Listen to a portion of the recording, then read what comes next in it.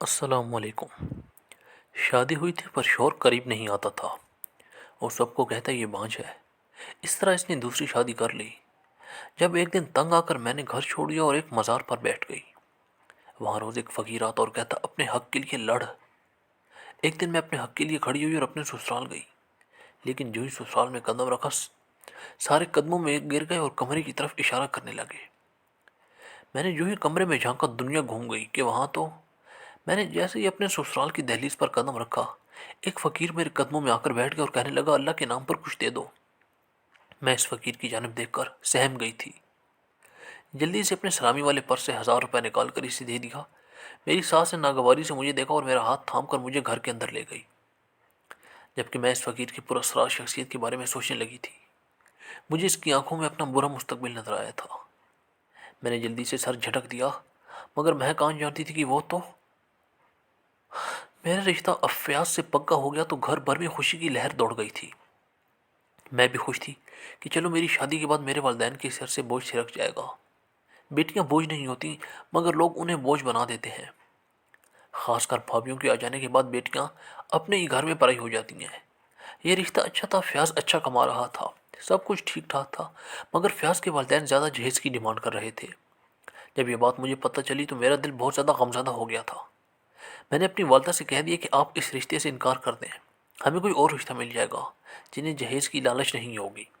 امی کہنے لگی ثانیہ، تم 22 سال کی ہو گئی ہو، 2-4 برس اور گزر گئے تو تمہارے لیے رشتے آنا بھی بند ہو جائیں گے۔ میں ان کی مجبوری بھی سمجھتی تھی، مگر دل مانتا ہی نہیں تھا کہ میری وجہ سے میرے والدین پر اتنا بوجھ آ گرے۔ خیر ابو نے جب حکم سنا دیا کہ ثانیہ کی شادی یہیں ہوگی تو پھر میں نے بھی چپ سادھ دی تھی، کیونکہ والد کے حکم سے بڑھ کر میرے لیے کچھ بھی نہیں تھا۔ بس افسوس مجھے اس بات کا تھا کہ میرے والد کو قرض لے کر میری شادی کرنا پڑی تھی۔ خیر جوں جوں شادی کے دن نزدیک آتے جا رہے تھے میرے دل میں فیاض کے لیے نرم گوشہ پیدا ہوتا جا رہا تھا۔ میں سوچنے لگی تھی کہ شاید فیاض اپنے گھر سے مختلف ہو سکتا ہے کہ وہ جہیز کی ڈیمانڈ پر اپنے گھر والوں سے بھی خفا ہو۔ شاید فیاض کے سنگ میری زندگی بہت اچھی گزرنے والی ہو۔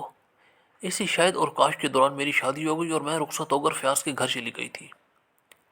جب میں نے نکاح نامے پر دستخط کی میرے دل میں فیاض کی محبت اور بھی زیادہ بڑھ گئی تھی۔ حلال کی برکت سے میرا دل سرشار تھا۔ رخصتی کے وقت آنکھوں سے ڈھیروں آنسو بھی بہے تھے، مگر تب میرا دل خون کے آنسو رونے لگا تھا جب ابو نے میرے سر پر ہاتھ رکھ کر کہا ثانیہ، جس گھر میں تم بہا کر جا رہی ہو اب وہاں سے تمہارا جنازہ ہی اٹھے، یہ نہ ہو کہ تم آئے دن ناراض ہو کر گھر پہنچ جاؤ۔ میرے دل میں ایک سوال نے سر اٹھایا تھا کہ شادی کے بعد میرا اس گھر سے رشتہ ختم ہو گیا ہے کیا؟ اگر میرے شوہر یا سسرال والے نے مجھے تنگ کیا تو میں کیا کروں گی؟ میں یہ سب سوال اپنے منہ سے نہ بول سکی تھی۔ خیر میں اپنی آنکھوں میں ہزاروں سپنے چھپا کر فیاض کے گھر رخصت ہو چکی تھی، مگر دروازے پر بیٹھے فقیر نے مجھے چونکا دیا تھا۔ اس نے میرے سامنے ہاتھ پھیلا لیے تھے۔ میں گھبرا گئی تھی کیونکہ مجھے اس فقیر کی آنکھوں میں اپنا برا مستقبل نظر آ رہا تھا۔ میں نے اپنے پرس سے 1000 روپے نکال کر اسے تھما کر گھر داخل ہوئی تو فیاض کا خوبصورت اور وسیع گھر دیکھ کر میں سب کچھ بھول گئی تھی۔ میرے جہیز کا سامان اس گھر میں جچ رہا تھا۔ میری ساس میرے وارث صدقے جا رہی تھی۔ سسر نے بھی سر پر ہاتھ رکھ کر کہہ دیا کہ تم اس گھر کے لیے بہت بھاگوں والی ثابت ہونے والی ہو۔ میری ساس مجھے پھولوں سے سجے کمرے میں بٹھائی تھی۔ میں مسکرا رہی تھی، میری آنکھوں کے سامنے میرے شوہر کا خوبصورت سا چہرہ گردش کر رہا تھا۔ مجھے زیادہ انتظار نہیں کرنا پڑا تھا، میرا شوہر دروازہ کھول کر کمرے کے اندر داخل ہو گیا تھا۔ میں نے جلدی سے سر جھکا لیا تھا، وہ بھی میرے پاس آ کر بیٹھ گیا تھا۔ میں زیر لب مسکرا رہی تھی۔ تب میرے شوہر نے میرا گھونگھٹ اٹھایا تو میں اس کو دیکھنے لگی تھی۔ مجھے اپنی قسمت پر رشک ہوا تھا۔ تبھی میرے شوہر کے منہ سے ایسے الفاظ نکلے تھے کہ زمین و آسمان کی گردش ایک لمحے کے لیے رک گئی تھی۔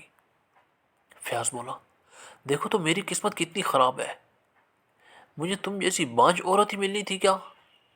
یہ الفاظ میری سماعتوں پر بہت گراں گزرے تھے۔ میں ہکا بکا بیٹھی اپنے شوہر کو دیکھتی رہ گئی تھی۔ میں بولی، فیاض آپ ایسی بات کیسے کر سکتے ہیں؟ شادی کی پہلی رات ہی آپ مجھ پر بانجھ پن کا ٹیگ نہیں لگا سکتے۔ فیاض نے ناک سے مکھی اڑائی تھی اور اٹھ کھڑا ہوا۔ وہ باتھ روم سے کپڑے بدل کر آیا تو صوفے پر جا کر لیٹ گیا تھا۔ میں اپنے شوہر کو دیکھتی ہی دیکھتی رہ گئی۔ مجھے یقین نہیں آ رہا تھا کہ میری زندگی یوں پلٹا کھائے گی۔ مجھے تو لگتا تھا کہ شادی کے بعد زندگی بہت خوبصورت ہو جایا کرتی ہے، جیسے میری دونوں بھابھیوں کی ہوئی تھی۔ میری بھابھیاں متوسط طبقے سے تھیں، میرے والد نے یہ سوچ کر ان کا رشتہ مانگ لیا کہ غریب گھرانے کی ہیں، چلو ان کو میرے گھر میں سکھ تو ملے گا نا۔ انہوں نے جہیز دینے سے بھی انکار کر دیا تھا۔ وہ جب بیاہ کریں تو میرے بھائیوں نے انہیں اپنی تھیلیوں کا چھالا بنایا تھا۔ میرے والدین بھی ان کا بہت خیال رکھا کرتے تھے، مگر اس چیز کا انہوں نے ناجائز فائدہ اٹھانا شروع کر دیا تھا۔ انہوں نے ہم پر ہی زندگی تنگ کرنی شروع کر دی۔ میں تو اپنی بھابھیوں کی آنکھوں میں کھٹکنے لگی تھی۔ وہ بات بے بات فساد کھڑا کر دیا کرتی تھی اور ہر بار سارا قصور مجھ پر ڈال دیتی تھی۔ میری بھائی بھی میرے دشمن بن چکے تھے۔ انہی حالات سے تنگ آ کر میرے والدین نے میری شادی جلد از جلد کرنے کی تھی، اور میں بھی کتنی بے وقوف تھی یہ سوچ کر بیٹھی تھی کہ شادی کے بعد بھی میں اپنے سسرال میں ایسے ہی راج کروں گی۔ مگر ہر کسی کی قسمت ایک جیسی تو نہیں ہوتی نا۔ شادی کی صبح مجھے اپنے سسرال میں حیثیت معلوم ہو گئی، جب میری ساس نے مجھے آ کر کہا یہ ہمارے گھر کا یہ دستور ہے کہ شادی کی پہلی صبح نئی دلہن ہی ناشتہ بناتی ہے۔ اس طرح گھر میں رزق کی ریل پیل ہو جاتی ہے۔ میں کچھ نہ بولی اور کچن میں گھس گئی۔ گھر میں میری دو جوان نندیں بھی موجود تھیں، ان سے بھی ناشتہ بنوایا جا سکتا تھا، مگر شاید مجھے میری حیثیت دکھانا مقصود تھا۔ جبھی تو مجھ سے نہ تو کسی نے میٹھا بنوایا اور نہ ہی میری مہندی اترنے کا انتظار کیا گیا۔ مجھے گھر میں بے مول ملازمہ بنا لیا گیا تھا۔ ساس مسکرا کر بات کیا کرتی تھی، نندیں اپنی فرمائش پر مجھ سے کھانا بنواتی تھیں، بس یہی میری زندگی تھی۔ شادی کو ایک مہینہ گزرا تو فیاض نے ادھر ادھر سب کو کہنا شروع کر دیا کہ میری بیوی تو بانجھ ہے، یہ مجھے بچہ نہیں دے سکتی۔ وہ جھوٹ بول رہا تھا، سچ تو یہ تھا کہ میرے قریب ہی نہیں آیا تھا۔ وہ مجھے سب کے سامنے بدنام کر رہا تھا۔ مجھے اپنی تذلیل گوارا نہیں تھی، مگر میں یہ سب کچھ چپ چاپ سہ رہی تھی۔ دل میں یہی ڈر تھا کہ اگر فیاض نے مجھے گھر سے نکال دیا تو میں کہاں جاؤں گی۔ والد کو گھر تو جا نہیں سکتی تھی، کیونکہ انہوں نے مجھے پہلے ہی حکم نامہ سنا دیا تھا کہ اگر تم ناراض ہو کر میرے گھر آئی تو تمہیں ایک لمحے کے لیے بھی نہیں رہنے دوں گا، اسی وقت ہاتھ سے پکڑ کر واپس سسرال چھوڑاؤں گا۔ میں بہت زیادہ مجبور ہو گئی تھی۔ اگر مجھے میکے سے سپورٹ حاصل ہوتی تو میں لوگوں کو مزہ چکھا دیتی۔ ایک تو انہوں نے منہ مانگا جہیز حاصل کیا تھا، پھر مجھے اس گھر میں ایک ملازمہ کی سی حیثیت دی تھی۔ شوہر نے بھی مجھ سے ہم کلام ہونا تک گوارا نہیں کیا تھا۔ خیر اب تو میری ساس بھی اٹھتے بیٹھتے مجھے بانجھ پن کے تانے دینے لگی تھی۔ ایک دن میں نے غصے میں آ کر اپنی ساس سے کہہ دیا کہ میں بانجھ نہیں ہوں۔ فیاض نے مجھ پر جھوٹا الزام لگایا ہے۔ جب یہ بات میری ساس نے سنی تو وہ بپھری شیرنی بن گئی تھی۔ اس نے مجھے چٹیا سے پکڑ کر خوب مارا اور کہنے لگی، کمزاد تو میرے بچے پر الزام لگاتی ہے، تو بانجھ نہیں ہے تو پھر بانجھ کون ہے؟ اب تک تو مجھے پوتا کیوں نہیں دے سکی؟ تو آ لینے دے فیاض کو، میں تجھے ابھی طلاق دلواتی ہوں۔ میں غصے سے بولی، ہاں ہاں دلوا دو مجھے طلاق، مجھے نہیں رہنا اس گھر میں، مجھے یہاں سے ملے ہی کیا ہے۔ لیکن میری ایک بات یاد رکھنا، آپ کے گھر میں بھی میں دو دو جوان بیٹیاں ہیں۔ انسان کا سن کیا دھرا اس کے سامنے ضرور آتا ہے۔ ہم دونوں بھی لڑی رہی تھے کہ فیاض دروازہ کھول کر گھر میں داخل ہو گیا تھا۔ اس کے چہرے پر بے انتہا خوشی تھی۔ میں ساری بات تب سمجھی جب میں نے فیاض کے پیچھے ایک لڑکی کو گھر میں داخل ہوتے ہوئے دیکھا تھا۔ وہ سرخ دوپٹہ اوڑھے شرماتی ہوئی گھر میں داخل ہوئی تھی۔ وہ بے حد حسین تھی۔ فیاض آگے بڑھا اور بولا، امی آپ کے لیے بہو لے آیا ہوں، یہ آپ کو پوتا دے گی۔ فیاض کی بات سن کر میرے قدموں تلے سے تو زمین نکل گئی تھی۔ میری آنکھوں سے آنسو گرنے لگے تھے۔ ان تینوں نے مجھے ایسے نظر انداز کر دیا تھا جیسے میرا کوئی وجود ہی نہیں تھا۔ میری دونوں نندیں بھی ٹی وی بند کر کے باہر آ گئی تھی۔ کہنے لگی، بھائی سچ کہوں تو آپ کے ساتھ ایسی ہی لڑکی جچتی ہے۔ نہ جانے امی نے آپ کے لیے ثانیہ بھابھی جیسی مری روح کیوں تلاش کر لی تھی۔ میں اس وقت اتنی گھبرا گئی تھی کہ کوئی سوال بھی نہیں اٹھا سکتی تھی۔ نہ جانے اس معاشرے میں بیٹیاں اتنی بزدل کیوں بنا دی جاتی ہیں؟ کیوں کیوں بیٹیوں کو اپنے حق کے لیے آواز اٹھانا نہیں سکھایا جاتا؟ میں وہاں کھڑی رہ گئی تھی جبکہ نئی آنے والی لڑکی شازیہ میرے شوہر کی بھی مالکن بن گئی تھی، اور اس کمرے میں بھی جس میں میں رہا کرتی تھی۔ اب میرے لیے اسٹور روم ہی رہ گیا تھا، مجھے وہاں ٹھکانہ دیا گیا۔ میری دونوں نندیں بھی اپنی نئی بھابھی کی گرویدہ ہو گئی تھیں۔ میں اداس تھی۔ یہ اداسی میرے دل کو اندر ہی اندر سے کھاتی جا رہی تھی۔ اسی اداسی میں تو دل چاہتا ہے کہ انسان اٹھ کر ایک گلاس پانی بھی نہ پیے، مگر مجھے سارے گھر کا کام کرنا پڑتا تھا۔ اور تو اور فیاض نے مجھے حکم سنا دیا تھا کہ شازیہ کی ہر ضرورت کا خیال مجھے ہی رکھنا ہے۔ میں نے بے حسی کی چادر اوڑھ لی تھی اور اپنی زبان سی لی تھی، آنکھیں بند کر لی تھیں، اور دو وقت کی روٹی اور ٹھکانے کی خاطر کو لہو کے بیل کی طرح سارے گھر کا کام کیا کرتی تھی۔ ایک دن شازیہ کہنے لگی، ثانیہ میں نے اور فیاض نے بحر سین کے لیے جانا ہے، تم میرا یہ سوٹ استری کر دو۔ وہ سوٹ بہت خوبصورت تھا، میں اسے دیکھتے ہی رہ گئی تھی۔ تب شازیہ بولی، یہ سوٹ مجھے فیاض نے دلوایا ہے، پورے 10,000 کا ہے۔ شازیہ جان بوجھ کر میرے سامنے فیاض کا ذکر بڑھا چڑھا کر کیا کرتی تھی۔ میرا دل ایک لمحے کے لیے خاموش سا ہو گیا تھا۔ میری شادی کو 2 ماہ ہو گئے تھے، مگر مجھے خرچے کے نام پر 100 روپیہ بھی نہیں دیا گیا تھا، اور ایک شازیہ تھے جس کے لیے 10,000 کے کپڑے لیے جا رہے تھے۔ میں وہ سوٹ استری کرنے لگی تھی، ساتھ ساتھ روتی بھی جا رہی تھی کہ میری قسمت نے کیسا کھیل کھیلا تھا، مجھے پتہ ہی نہیں تھا چلا، اور شازیہ کا سوٹ بھی جل گیا۔ میں بہت زیادہ گھبرا گئی تھی، مگر میں یہ ظاہر نہیں کر سکتی تھی۔ شازیہ کو جب علم ہوا کہ مجھ سے اس کا سوٹ جل گیا ہے تو اس نے گھر میں واویلا مچا دیا تھا۔ اس نے مجھے بالوں سے پکڑ کر مارنا شروع کر دیا تھا۔ بس اتنا ہی نہیں، پھر فیاض نے بھی مجھ پر ہاتھ اٹھایا تھا۔ اس دن مجھ میں نہ جانے یہ ہمت کیسے پیدا ہو گئی تھی، میں نے فیاض کا ہاتھ پکڑ لیا۔ میں پھوٹ پھوٹ کر رونے لگی تھی۔ میں بولی، فیاض میں نے تمہارا کیا بگاڑا ہے؟ تم نے میرے ساتھ ایسا کیوں کیا؟ اگر میں تمہیں پسند نہیں تھی تو پھر تم نے میرے ساتھ شادی کیوں کی؟ میری شادی کہیں اور ہی ہو جاتی، یہ بھی ہو سکتا ہے کہ مجھے کچھ چاہنے والا انسان ہی مل جاتا۔ فیاض نے میرا ہاتھ پکڑا اور بولا، اس گھر سے نکل جاؤ اور اس سے بیاہ کر لو جس کی یاد میں تم ساری ساری رات ٹسوے بہاتی رہتی ہو۔ اس کے پلے سے جا کر بندو، جو تمہیں چاہنے والا لگتا ہے۔ وہ مجھے گھسیٹتا ہوا گھر سے باہر لے جا رہا تھا۔ میں روتی چلی جا رہی تھی۔ میں نے فیاض کے سامنے ہاتھ جوڑ دیے تھے۔ میں بولی، خدا را میرے ساتھ ایسا مت کرو، میرے پاس رہنے کے لیے کوئی ٹھکانہ نہیں ہے۔ مگر ظاہری سی بات ہے، فیاض تو مجھ سے اپنا دامن چھڑوانا چاہتا تھا، اس لیے مجھے دھکے دے دے کر گھر سے نکال دیا۔ میں اپنے گھر کی دہلیز پر بیٹھی تھی۔ یہ زندگی نے مجھے کیسا دن دکھایا تھا؟ میں کیا تھی اور کیا ہو گئی تھی؟ آج میں بھی اس دہلیز پر اسی فقیر کی طرح بیٹھی تھی جو میری شادی کی رات یہاں پر بیٹھا تھا۔ میں نے سوچا کہ کیا مجھے اپنے والدین کے گھر چلے جانا چاہیے؟ میں نے اپنی اسی سوچ کو رد کر دیا تھا۔ میں اس گھر میں نہیں جا سکتی تھی۔ میرے باپ نے مجھے منع کر رکھا تھا۔ انہوں نے تو آج تک اتنی زحمت بھی نہیں کی تھی کہ بیٹی سے فون کر کے اتنا ہی پوچھ لے کہ بیٹی، تمہارا شوہر تمہارا خیال رکھتا ہے نا؟ تمہیں اس گھر میں کسی چیز کی کوئی کمی تو نہیں ہے؟ میں نے اس گھڑی کو بہت بے بس محسوس کیا تھا۔ میرے پاس کوئی ٹھکانہ نہیں تھا۔ گلی میں رش بڑھتا جا رہا تھا۔ اس میری طرف مذاق اڑاتی نظروں سے دیکھ رہے تھے سب۔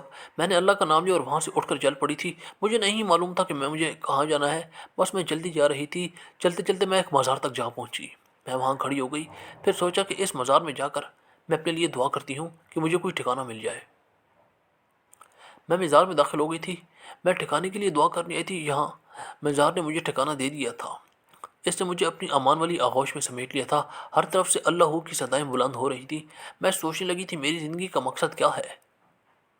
والدین کے گھر بھابھیوں کے ہاتھوں ذلیل ہوتی رہی، اور سسرال میں اپنے شوہر اور نندوں کے ہاتھ۔ کیا اللہ نے مجھے اس لیے بنایا تھا؟ میں یہی سوچ رہی تھی جب ایک فقیر میرے پاس آیا۔ وہ بولا، اپنے حق کے لیے لڑ۔ میں نے سر اٹھا کر اس کی جانب دیکھا تو یہ وہی فقیر تھا جو میرے گھر کی دہلیز پر بیٹھا ہوا تھا۔ میں اس کی جانب حیرت بھری نظروں سے دیکھتی جا رہی تھی۔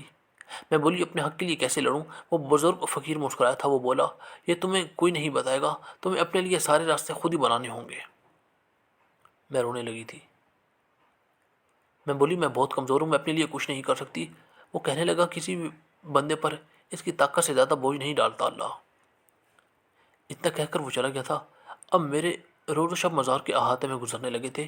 وہ فقیر ہر روز میرے پاس آتا اور کہنے لگتا، اپنے حق کے لیے لڑ۔ میں اس کی بات سے چونک جایا کرتی تھی۔ ایک دن سوچنے لگی کہ اگر قیامت کے دن اللہ نے مجھ سے سوال کیا کہ کیا میں نے تمہیں زندگی جیسی نعمت سے نوازا تھا، تم نے زندگی کو کہاں بسر کیا، کس کے کام آئی، انسانیت کی خدمت کی یا نہیں، تو پھر میں کیا جواب دوں گی؟ میں نے سوچ لیا تھا کہ اپنے سسرال ضرور جاؤں گی۔ میں اپنے ساتھ برا کرنے والوں سے انتقام ضرور لوں گی۔ یہ سوچ کر میں ایک دم سے جوش میں آ گئی تھی۔ میں قدم قدم چلتی مزار کے ہاتھے سے نکل گئی تھی۔ میں چلتی چلتی اپنے سسرال پہنچ گئی تھی، لیکن جو ہی سسرال میں قدم رکھا تو سامنے کا منظر دیکھ کر تو میں چونک گئی تھی، کیونکہ میری ساس جیسی ہی نظر مجھ پر پڑی وہ پھوٹ پھوٹ کر رونے لگی تھی، اور پھر دیکھتے ہی دیکھتے سارے میرے قدموں میں گر گئے اور کمرے کی طرف اشارہ کرنے لگے۔ میں نے جو ہی کمرے میں جھانکا تو دنیا گھوم گئی کہ وہاں تو میرے کمرے میں میری سوتن شازیہ کسی نوجوان لڑکے کے ساتھ ہنس ہنس کر باتیں کر رہی تھی، جبکہ فیاض میرا شوہر ایک ویل چیئر پر ایک جانب لڑکتی ہوئی گردن کے ساتھ بیٹھا ہوا تھا۔ میں الٹے قدموں سے بھا رہی تھی۔ میں تو یہاں انتقام لینے آئی تھی، مگر مجھے کچھ اور دیکھنے کو ملا تھا۔ میں اپنی ساس سے بولی، یہ سب کیا ہے؟ میری ساس رونے لگی تھی۔ وہ بولیا، ثانیہ ہمیں معاف کر دو، ہم نے تمہارے ساتھ بہت برا سلوک کیا، تمہارا دل دکھایا، تمہیں گھر میں ملازمہ کی حیثیت سے رکھا۔ میں نہیں جانتی تھی کہ میرا کیا کیا دھرا میرے سامنے اتنی جلدی آ جائے گا، میری پکڑ اتنی جلدی ہو گئی تھی۔ ثانیہ، میں تمہاری مجرم ہوں، میں ہی تمہاری گناہ گار ہوں، تم مجھے جو سزا دو گی میں قبول کر لوں گی۔ ثانیہ، میں جانتی تھی کہ میرا بیٹا فیاض کسی اور لڑکی کو پسند کرتا ہے، مگر میں نے اس کا رشتہ پھر بھی تمہارے ساتھ کر دیا۔ مجھے تم میں کوئی دلچسپی نہیں تھی، میں نے تو یہ شادی فقط تمہاری جہیز کی خاطر کی تھی، کیونکہ میرا دل تھا کہ میری بہو جو جہیز لائے گی وہ میں اپنی بیٹیوں کو دے دوں گی۔ تم اپنے ساتھ اچھا خاصا جہیز لی تھی۔ میں نے فیاض سے کہہ دیا تھا کہ اس شادی کے پیچھے میرا جو مقصد چھپا ہوا ہے وہ پورا ہو گیا ہے، اور تم اپنی بیوی کے ساتھ جیسا سلوک کرنا چاہو کرو، تمہاری مرضی ہے۔ کیوں فیاض نے تم پر بانجھ پن کا الزام لگایا۔ خیر تم گھر سے چلی گئی تو شادیہ نے اپنے اصلی رنگ ڈھنگ دکھانا شروع کر دیے۔ اس نے ہم ماں بیٹیوں کو گھر کی ملازمہ بنا لیا تھا۔ میں ان سب کے حالات سے بہت پریشان تھی، اس لیے سوچا جتنی جلدی ممکن ہو سکے میں اپنی بیٹیوں کی شادیاں کر دوں، کیونکہ جہیز تو بنا پڑا تھا۔ انہی دنوں میری بیٹی ہینا کے لیے جو رشتہ ہے وہ اس منحوس شادیہ کو پسند آ گیا تھا۔ اس نے اس لڑکے کے ساتھ دوستی گانٹ لی۔ جب فیاض کو بات پتہ چلی تو وہ غصے سے پاگل ہو گیا، اس نے خوب شور مچایا تھا، مگر یہ شادیہ باز آنے والی نہیں تھی۔ ایک دن فیاض جب کام سے لوٹا تو اس نے دیکھا کہ اس کی بیوی تو اپنے عاشق کو گھر میں بلا کر بیٹھی ہے۔ یہ سب دیکھ کر فیاض کا بلڈ پریشر بہت زیادہ ہائی ہو گیا، وہ زمین پر گر پڑا۔ ہم ماں بیٹیوں نے اسی ہسپتال پہنچایا، مگر وہاں جا کر پتہ چلا کہ فیاض کو تو فالج کا اٹیک آیا ہے۔ اس دن سے میرا بیٹا ویل چیئر پر بیٹھا رہتا ہے۔ یہ منحوس شادیہ اس کے سامنے جان بوجھ کر اس لڑکے کو بلاتی ہے۔ میرا بیٹا یہ سب دیکھ کر کڑتا رہتا ہے۔ مجھے پتہ ہے شازیہ میرے بیٹے کو مار دینا چاہتی ہے تاکہ اس لڑکے سے شادی کر سکے۔ اب تم آ گئی ہو نا، ہمارے حق کے لیے تم ہی آواز اٹھاؤ گی۔ میں مسکرا دی اور بولی، آنٹی میں تو اپنے حق کے لیے آواز نہیں اٹھا سکی، آپ کے لیے کیا اٹھاؤں گی؟ یہ ساری صورتحال دیکھ کر میں نے ابو کو فون کیا تھا۔ میں نے انہیں ساری داستان سنا دی تھی۔ میں بولوں، ابو کیا اب آپ مجھے اپنے گھر میں رکھیں گے؟ ابو بولے، ثانیہ نہیں، میں تو اپنے گھر میں نہیں رکھ سکتا۔ اب تم شادی شدہ ہو، تمہاری ساری ذمہ داری تمہارے شوہر کی ہے، اور اگر تم اس مشکل گھڑی میں اپنے شوہر کا ساتھ دو گی تو وہ ساری زندگی تمہارا غلام بن کر رہے گا۔ تم اپنے گھر میں رہو، اپنے معذور شوہر کی خدمت کرو۔ اتنا کہہ کر انہوں نے فون بند کر دیا تھا۔ میں سوچنے لگی کہ اگر فیاض کی خدمت کرنے لگوں تو جب وہ ٹھیک ہو جائے گا تو میرے ساتھ جانے کیا سلوک کرے گا؟ ایک بار پھر سے مجھے اپنے گھر سے نکال دے گا؟ میں نے اپنا فیصلہ خود کرنا تھا، مگر میں کہاں جانتی تھی کہ میرا فیصلہ تو فیاض پہلے سے ہی کر چکا ہے۔ مجھے شازیہ نے طلاق نامہ تھما دیا تھا۔ مجھے فیاض اپنی بیماری سے قبل ہی طلاق دے چکا تھا۔ مجھے یہ جان کر ذرا بھی دکھ نہیں ہوا تھا۔ خیر میں نے اپنے سسرال سے اپنے زیورات اٹھائے، مگر وہ بھی مجھ سے شازیہ نے چھین لیے تھے۔ میں خالی ہاتھ ہی اپنے سسرال سے نکل آئی تھی۔ اب کی بار میں ایک دارالامان چلی گئی تھی۔ وہ ایک یتیم خانے کے قریب بنی عمارت میں تھا۔ میں ایک پڑھی لکھی لڑکی تھی، اس لیے میں نے سوچ لیا تھا کہ اپنی اس زندگی کو لوگوں کے بھلائی کے لیے وقف کر دوں گی۔ میں نے اس یتیم خانے میں پڑھنا شروع کر دیا تھا۔ میری زندگی کو ایک سمت مل گئی تھی۔ میں بے انتہا خوش تھی، لیکن میں کہاں جانتی تھی کہ میری زندگی میرے لیے اور بھی خوشیاں اپنے دامن میں سمیٹ کر بیٹھی ہے۔ اس یتیم خانے کے مالک نے مجھے شادی کے آفر کی جو میں نے قبول کر لی تھی۔ میں احمد علی سے شادی کر کے بے انتہا خوش ہو چکی تھی۔ میری زندگی سے غموں کے ساتھ چھٹ گئے تھے۔ اب مجھے اس فقیر کی بات اکثر یاد آتی ہے۔ اس نے ٹھیک ہی کہا تھا کہ اپنے حق کے لیے لڑ، نہیں تو میں ساری زندگی اسی مزار کے احاطے میں گزار دیتی۔